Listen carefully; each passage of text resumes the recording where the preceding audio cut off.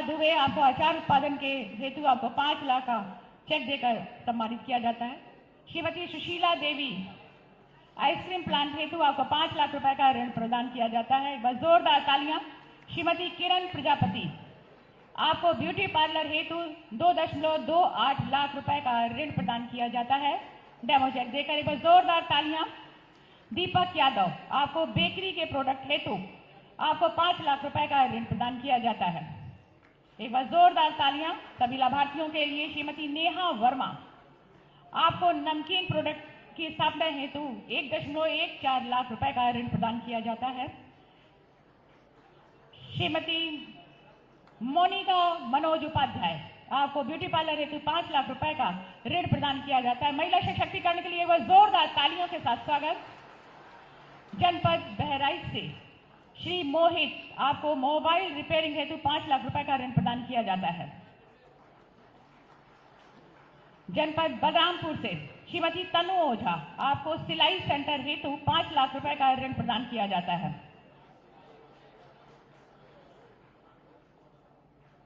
जनपद श्रावस्ती श्री राजेंद्र जी, आपको printing press के लिए 3 लाख रुपए का ऋण प्रदान किया जाता है। इसी के बाद एक जनपद एक उत्पाद ओडीओपी टूल किट वितरण हमारे लाभार्थियों को। श्रीमती पूनम त्रिपाठी, आपको टूल किट प्रदान की जाती है।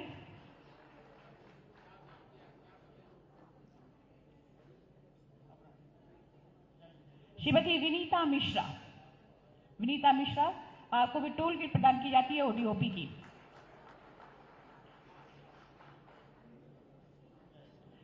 रूबी यादव,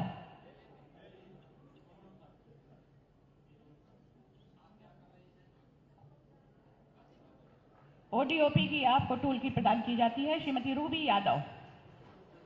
इसके पश्चात स्वयं सहायता समूहों को सामुदायिक निवेश निधि आपको 19,78,50,000 रुपए की आपको डेमो चेक देकर प्रदान की जाती है। हमारे स्वयं सहायता दीदियों को श्रीमती सावित्री और श्रीमती मीना दीदी हमारे बीच में एक बार जोरदार तालियों के साथ स्वागत। इसके पश्चात नंदिनी कृषक समृद्धि योजना के अंतर्गत श्रीमती सुनीता शर्मा गोंडा से प्रशस्ति पत्र देकर आपको सम्मानित किया जाता है। नंद बाबा दुग्ध मिशन के अंतर्गत एक बार जोरदार तालियों के साथ अभिनंदन वंदन स्वागत। बहुत सारी बधाइयां शुभकामनाएं हमारे लाभार्थियों को और दीदी गहराइयों से आभार प्रकट करते हुए समस्त माननीय गणमान्य अतिथिगणों का। और इसी के पश्चात जैसा कि हम सभी जानते हैं, अपनी मेहनत लगन परिश्रम से व्रत सोच कुशल नेतृत्व के माध्यम से जन जन की कठिनाइयों का सकारात्मक समाधान करने वाले और हमारे वैश्विक पटल पर हमारे उत्तर प्रदेश के गौरव बढ़ाने वाले परम आदरणीय श्रद्धेय यशस्वी माननीय मुख्यमंत्री जी को अपने उस मंडल की तरफ से कोटि कोटि नमन करते हुए, सादर आमंत्रित करते हुए, ससम्मान अनुरोध करते हुए कि अपने प्रेरणादायक संबोधन से हम सभी को अन्वित करें। एक बार जोरदार तालियों के साथ अभिनंदन वंदन स्वागत। जोरदार तालियां। भारत माता की, भारत माता की, भारत माता की। मुख्यमंत्री युवा उद्यमी योजना के अंतर्गत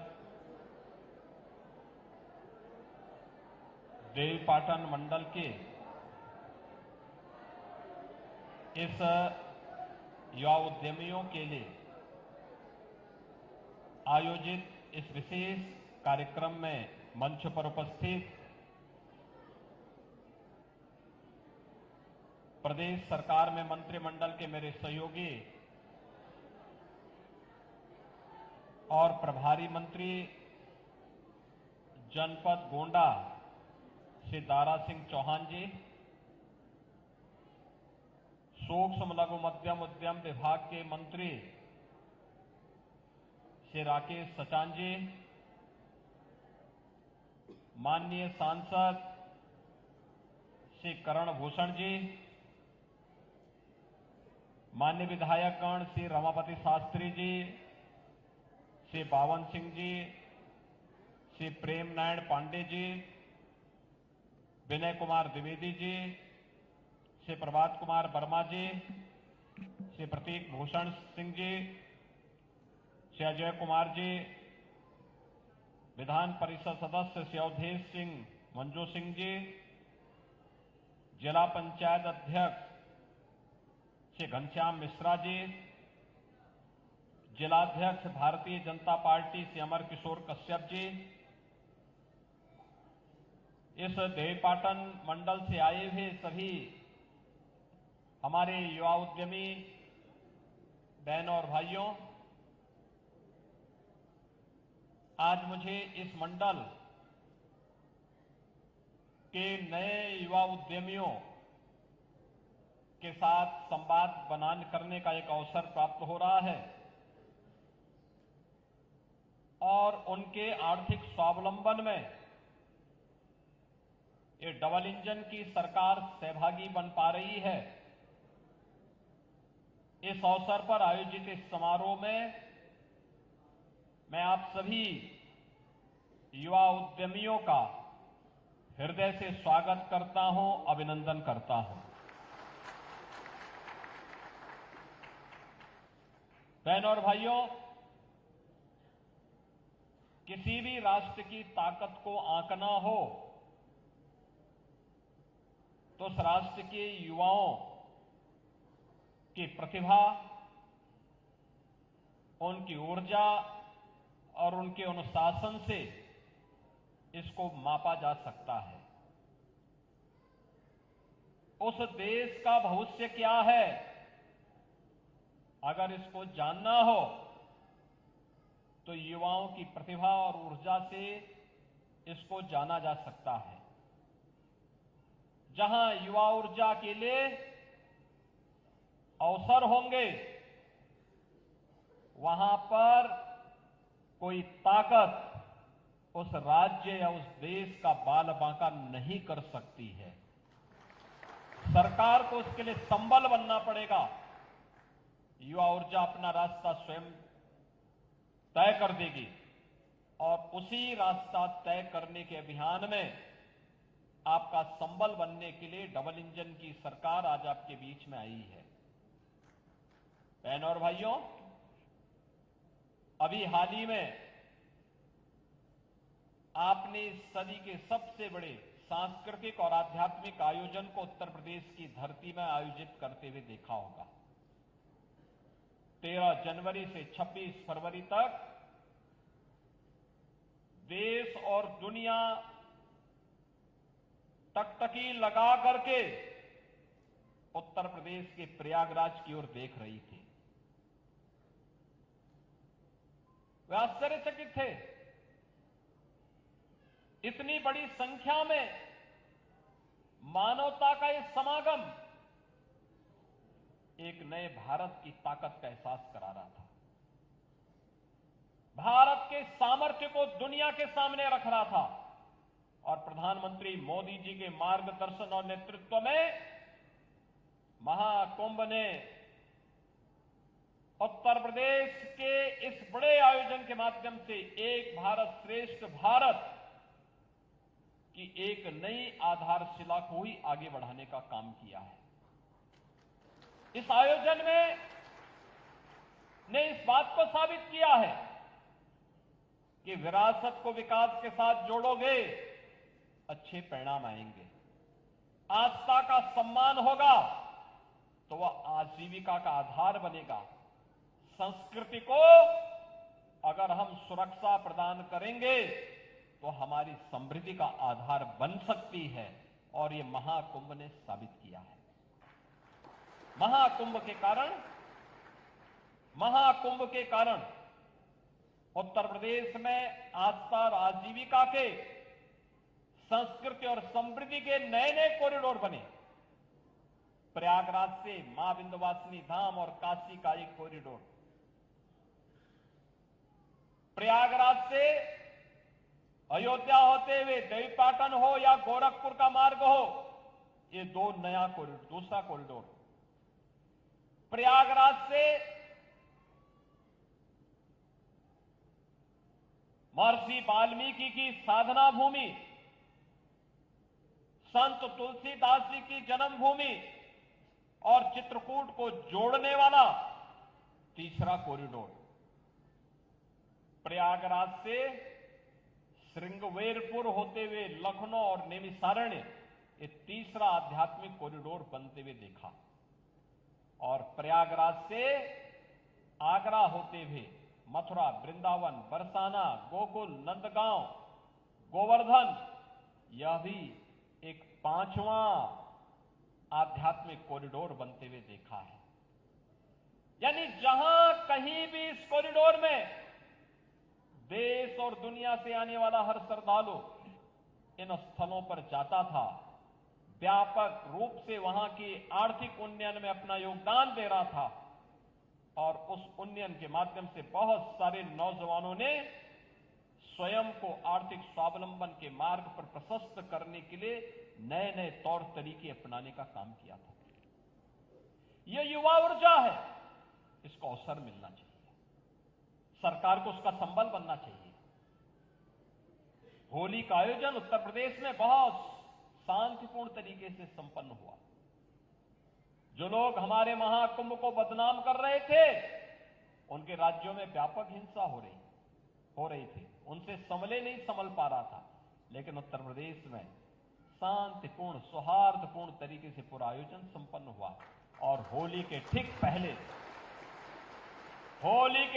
पहले डबल इंजन की भारतीय जनता पार्टी की सरकार ने 60,244 युवाओं को उत्तर प्रदेश पुलिस में भर्ती करके उनका परिणाम भी घोषित किया है। आप याद करिए, इस 60,244 में से 12,000 से अधिक केवल बेटियां हैं, 12,000 से अधिक बेटियां भर्ती हुई हैं। यहां पे एक भर्ती में 12,000 बेटियां भर्ती हो जाती हैं। 2017 के पहले जब मैंने उत्तर प्रदेश में पदभार संभाला था और उत्तर प्रदेश पुलिस बल में मैंने पूछा था कि वे कितनी महिलाएं कार्य कर रही हैं, कुल संख्या थी मात्र 10,000। 10,000। बहनों और भाइयों, इसके उपरांत हम लोगों ने तय किया कि अब जो भी भर्ती होगी उस भर्ती में कम से कम 20% हम बालिकाओं को भरेंगे। 1,56,000 भर्ती की प्रक्रिया पहले पूरी कर दी थी, पहले कर दी गई है।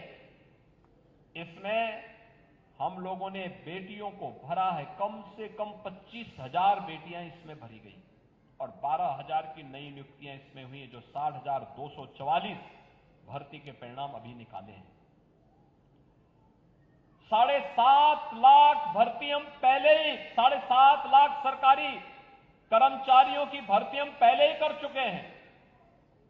लेकिन सरकारी कर्मचारी के साथ साथ बहुत सारे युवा होते हैं जो स्वयं का रोजगार करना चाहते हैं, स्वयं का स्टार्टअप स्थापित करना चाहते हैं, स्वयं का उद्यम स्थापित करना चाहते हैं। उनके लिए भी नए अवसर प्राप्त हो, इसके लिए सरकार ने पहले वन डिस्ट्रिक्ट वन प्रोडक्ट के माध्यम से अपने कार्यक्रम को आगे बढ़ाया। विश्वकर्मा श्रम सम्मान के माध्यम से हस्तशिल्पी और कारीगरों को सम्मान देने का काम किया। जो भी देश अपने हस्तशिल्पी को, अपने कारीगरों को, अपने युवाओं को, अपने अन्नदाताओं को सम्मान देता है, वही समृद्धि के शिखर पर पहुंचता है। और वही कारण रहा है उत्तर प्रदेश ने इस पर ध्यान दिया। आज उत्तर प्रदेश तेजी के साथ बढ़ती हुई अर्थव्यवस्था के रूप में देश के अंदर अपने आप को स्थापित कर रहा है। आज उत्तर प्रदेश, जो पहले बीमारू राज्य माना जाता था, युवाओं के सामने पहचान का संकट था, आज यही उत्तर प्रदेश बीमारू नहीं है, अब समृद्ध राज्य है। समृद्ध राज्य, बड़े बड़े प्रोजेक्ट। गोंडा के लिए भी हम लोगों ने एक बाईपास स्वीकृत कर दिया है, बहराइच के लिए भी स्वीकृत कर दिया है। पैसा नहीं होता तो क्या यहां मेडिकल कॉलेज बन पाता? पैसा नहीं होता तो क्या एक एग्रीकल्चर कॉलेज बन पाता? पैसा नहीं होता तो क्या है यहां पे गवर्नमेंट इंजीनियरिंग कॉलेज बन पाता? पैसा नहीं होता तो ये कनेक्टिविटी 2017 के पहले गोंडा से लखनऊ की दूरी तय करने में 3.5 घंटे लगते थे, आज ये 1.25 घंटे में दूरी तय हो सकती है। गोंडा से देवीपाटन मंदिर में अक्सर जाता था और जब भी मैं जाता था मुझे 2 घंटे लगते थे, 2 से 2.5 घंटे लगते थे। और एक बार तो सड़क इतनी खराब थी कि मुझे 3.5 घंटे लगे थे, तो मैंने फिर इस रास्ते जाना ही छोड़ दिया था। इस 17 के पहले की स्थिति थी। और 17 के बाद मैं गत वर्ष जब गोंडा आया था, मुझे बाई रोड यहां से देवीपाटन जाना पड़ा था। 45 मिनट में मैं देवीपाटन पहुंचा था, मात्र 45 मिनट। बहनों और भाइयों, ये कनेक्टिविटी, ये सरकार की प्राथमिकता, ये विकास लेकर के आता है। उन लोगों को देखा गया जिन लोगों तक कभी विकास नहीं पहुंचा, बिना भेदभाव के उन तक पहुंचाने का काम वो अन्नदाता किसान के लिए प्रधानमंत्री फसल बीमा योजना हो या प्रधानमंत्री किसान सम्मान निधि, जो किसान कर्ज से दबे हुए थे उनके लिए ऋण माफी की एक योजना लाई गई, व्यापक पैमाने पर उसे आगे बढ़ाने का काम हुआ। तो युवाओं को नौकरी और रोजगार से जोड़ने के लिए भी अनेक कार्यक्रम बनाए गए।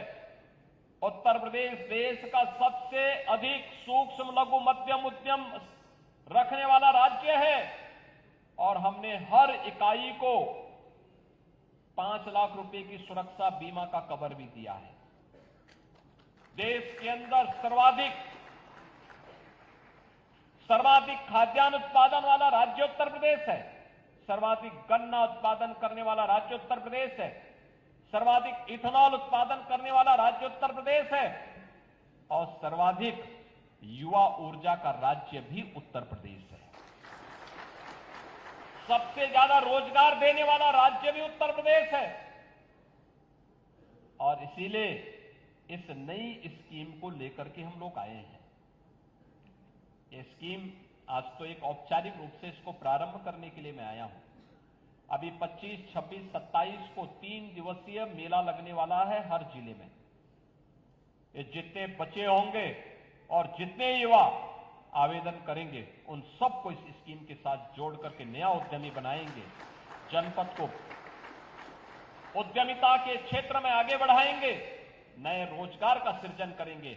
उत्तर प्रदेश के युवा को उत्तर प्रदेश के बाहर नौकरी और रोजगार के लिए भटकना नहीं पड़ेगा, बल्कि उसके जनपद में ही उसको कारोबार मिलेगा। वो स्वयं काम करेगा या अपना उद्यम स्थापित करके आर्थिक स्वावलंबन से अग्रसर होगा और जनपद को भी आगे बढ़ाएगा, प्रदेश को भी आगे बढ़ाएगा। उत्तर प्रदेश को देश के ग्रोथ इंजन के रूप में स्थापित करेगा। और उसी भाव के साथ आज हम सब आपके बीच आए हैं। मुझे बहुत अच्छा लगा। विभाग पहले कह रहा था कैसे होगा, हमने कहा होगा।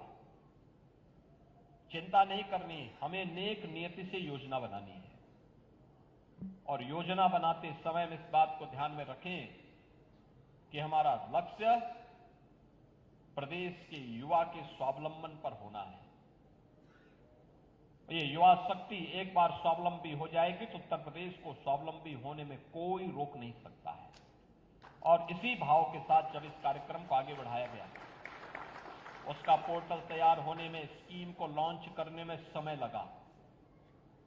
24 जनवरी को जब हमने महामहिम उपराष्ट्रपति जी के कर कमलों से इस स्कीम को आगे बढ़ाने का काम किया था, उस समय हमारे सामने एक चैलेंज था। कैसे होगा? 31 मार्च के अंदर कैसे हम इसको प्राप्त कर लेंगे, कैसे हो पाएगा? मंत्री जी चिंतित थे। मैंने सचान जी से कहा चिंतित होने की आवश्यकता नहीं, मैं स्वयं कमिश्नरी स्तर पर कई जगह आपके साथ चलूंगा। बैंकर्स के साथ हम लोगों ने बैठक की और मुझे अच्छा लगा कि उन्होंने भी नहीं सोचा होगा कि जहां हमें 1 लाख लोगों को 31 मार्च तक इस व्यवस्था के साथ जोड़ना था, अब तक इसमें रजिस्ट्रेशन 3 लाख से अधिक युवाओं ने कर लिया है। 32,700 से अधिक युवाओं के लिए स्वीकृत हो गया है और बाकी 25, 26, 27 में उन युवाओं को भी हम ऋण वितरित करेंगे जिन लोगों ने आवेदन किया है, पात्रता की श्रेणी में आते हैं, उनकी स्क्रीनिंग होने दीजिए। जैसे ही स्क्रीनिंग होगी, बैंकों से हम कहेंगे आपको देने में क्या समस्या आ रही है। अरे आपको कुछ नहीं, मूलधन और युवा वापस करेगा, उसमें भी मार्जिन मनी में हम लोग व्यवस्था कर रहे हैं, और बाकी ब्याज तो सरकार उपलब्ध करा रही है। ब्याज उपलब्ध कराई सरकार से। और मैं आप सभी युवाओं से यही कहूंगा, जिस कार्य के लिए आप लोन लेना चाहते हैं उसकी ट्रेनिंग ले लें, उसकी जानकारी ले लें, और उसकी जानकारी लेने के बाद जब आप इस क्षेत्र में कार्य करेंगे आपको पता लग जाएगा कि हां, कैसे इन कार्यक्रमों को आगे बढ़ा करके हम लोग व्यवसाय आगे बढ़ा सकते हैं। और जब आप मूलधन वापस कर लेंगे तो इस बार तो 5 लाख तक का लोन आपको मिला है, अगली बार इसी योजना के अंतर्गत आपको 10 लाख रुपए तक का लोन की सुविधा उपलब्ध हो जाएगी। आप एक अच्छे उद्यमी बन जाएंगे। जो कल तक रोजगार मांगने के लिए दर-दर ठोकर खाता था, वह युवा एक उद्यमी बनने की ओर अग्रसर होगा। और याद रखना, कार्य की कमी नहीं, कार्य करने की इच्छा शक्ति के साथ आगे बढ़ने की आवश्यकता है। बहुत सारा फील्ड है। रेडीमेड गारमेंट्स में बहुत अवसर है। दुग्ध समितियों के माध्यम से ढेर सारा रोजगार सृजन किया जा सकता है। सब्जी उत्पादन के क्षेत्र में भी उसकी पैकेजिंग के माध्यम से ढेर सारे रोजगार सृजन किए जा सकते हैं। श्री अन्न के क्षेत्र में नए अवसर उपलब्ध कराए जा सकते हैं। परंपरागत उद्यम को प्रोत्साहित करके नई डिजाइन के साथ सरकार कॉमन सर्विस सेंटर की सुविधा आपके यहां दे रही है। इन सबको आगे बढ़ा करके हम नए रोजगार का सृजन कर सकते हैं।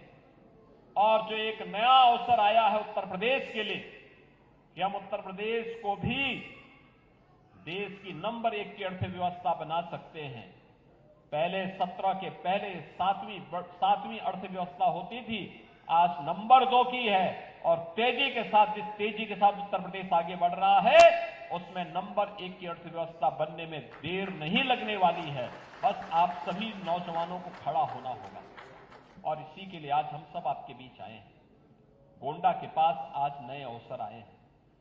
याद रखना, उत्तर प्रदेश सरकार की पर्यटन नीति के अंतर्गत मुख्यमंत्री पर्यटन संवर्धन स्कीम हर जनपद की, हर विधानसभा क्षेत्र में किसी एक स्थल के सुंदरीकरण की, पर्यटन स्थल के सुंदरीकरण की कार्य योजना को भी सरकार ने आगे बढ़ाया है।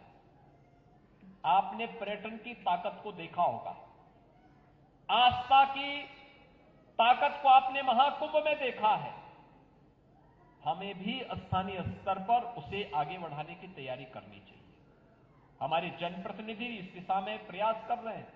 उन्होंने पहले चरण में एक स्थलों का सुंदरीकरण कराया है। कुछ नए स्थलों के लिए भी उनके धनराशि उपलब्ध करवाई है।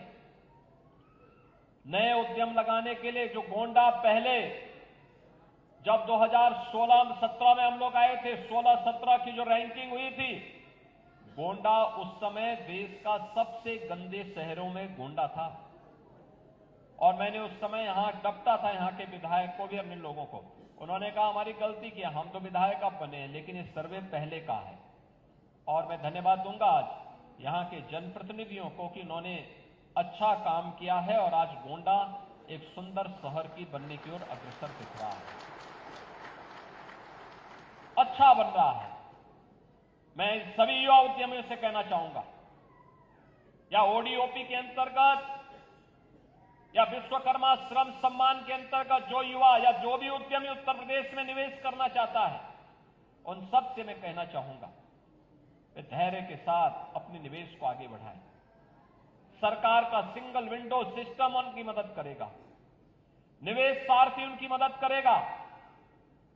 अगर कहीं पर कोई बेईमानी करता है, आप उसकी एक कंप्लेंट केवल मुझे कर दीजिए। भ्रष्टाचार जो घुन की तरह व्यवस्था को खोखला कर रहा है, इस पर बड़े प्रहार की तैयारी के साथ सरकार कार्य करने जा रही है। हमने पहले ही कहा है कि अपराध और अपराधियों के प्रति, भ्रष्टाचार और भ्रष्टाचारियों के प्रति सरकार जीरो टॉलरेंस की नीति के तहत काम करेगी। और उसी जीरो टॉलरेंस की नीति के तहत मैं आपका आह्वान करने के लिए आया हूं। अगर कोई आपसे कहता है कि लोन दिलाने के नाम पे हम आप पैसा दीजिए, हम पैसा दिलाएंगे, कतई विश्वास मत करिए। सरकार के पोर्टल पर जाइए। अगर कोई आपसे अनावश्यक रूप से धनराशि की मांग करता है, आप उसकी शिकायत करिए। हम उसकी जांच करवा करके जवाबदेही तय करवा देंगे वहां पे। और याद रखना, जो गलत तरीके से आपसे पैसे की डिमांड करेगा, याद रखना, मुझे लगता है कि वह व्यक्ति अंतिम उस परिवार की सर्विस होगी, उसके बाद फिर कभी कोई सरकारी सेवा में आने वाला नहीं है। फिर उसके बाद कभी उसको अवसर नहीं मिलने वाला है। इतनी बड़ी कार्रवाई कर देंगे कि वह एक नजीर बन जाएगी। और बहनों और भाइयों, ये घुन को समाप्त करने की आवश्यकता है, सख्ती के साथ इससे लड़ने की आवश्यकता है। और ये तभी हो सकता है जब समाज सरकार के साथ खड़े होकर के इससे लड़ने के जज्बे के साथ तैयार हो सके। आपका विकास आपके लिए है, आने वाली पीढ़ी के लिए है, उसका कोई विकल्प नहीं हो सकता। हमें ऐसा अवसर वहां पे प्रदान करना चाहिए, ऐसे अवसर सृजित करने चाहिए आने वाली पीढ़ी के लिए। आपके द्वारा तैयार किया गया वातावरण एक स्मरणीय बन जाए, आपके प्रति उनके मन में स्वतः श्रद्धा का भाव पैदा हो जाए। आप याद करिए, पहले हम कोंडा में आते थे, कार्यक्रमों के लिए दिक्कत होती थी, बरसात पड़ गई तो कार्यक्रम कैंसिल करने पड़ते थे। आज देखो, सर्दी हो, गर्मी हो, बरसात हो, मेडिकल कॉलेज के सभागार में हम 2000 लोगों के साथ बैठ करके बड़े आनंद के साथ एसी के नीचे बैठ करके कार्यक्रम आयोजित हो रहे हैं। कोई दिक्कत नहीं। धूप होगी अपनी जगह होगी, बरसात होगी अपनी जगह होती रहेगी, उससे व्यवस्था थोड़े थम जाएगी। प्रकृति का नियम चलायमान रहता है और ऐसे ही जीवन भी चलायमान रहना चाहिए, तभी वह जीवन है। और उस जीवन को चलायमान करने के लिए सरकार के द्वारा जो कदम उठाए गए हैं, उन कदमों के कारण आज ये परिवर्तन आपको देखने को मिल रहा होगा। एक नए भारत में बेईमानी और भ्रष्टाचार के लिए कोई जगह नहीं। एक नए भारत में अपराध और अपराधियों के लिए कोई जगह नहीं। देश की सुरक्षा पर सेंध लगाने वाले लोगों के लिए कोई जगह नहीं। और उस दिश से अगर युवा ताकत खड़ी हो जाए तो फिर प्रधानमंत्री मोदी जी ने विकसित भारत की जिस संकल्पना को अमृत महोत्सव वर्ष के अवसर पर पूरे भारतवासियों को दिया है, उस अमृत महोत्सव वर्ष में विकसित भारत की आधारशिला आप ही युवा बनने वाले हैं। इस विश्वास के साथ आज जिन युवाओं को ये ऋण वितरित हो रहा है, इसमें 1423 युवा हैं यहां पर, जिन्हें आज यहां पर ऋण वितरण का कार्य किया जा रहा है। मैं इन सभी को और जिन्हें 25, 26 और 27 को भी यह वितरित होने वाला है, उन सबको मैं इस पूरी कमिश्नरी के उन सभी युवाओं को मैं बधाई देता हूं, अपनी शुभकामनाएं देता हूं और विश्वास व्यक्त करता हूं कि वे पूरे धैर्य के साथ अपनी युवा उद्यमिता का परिचय देकर के इस स्कीम को भी सफल बनाएंगे और युवा उद्यमी बनकर के अपनी सुनहरे भविष्य के माध्यम से उत्तर प्रदेश के विकास में सहभागी बन पाएंगे। आप सबके प्रति मैं अपनी मंगल में शुभकामनाएं देता हूं। धन्यवाद। जय हिंद। बहुत बहुत धन्यवाद। अपनी प्रेरणा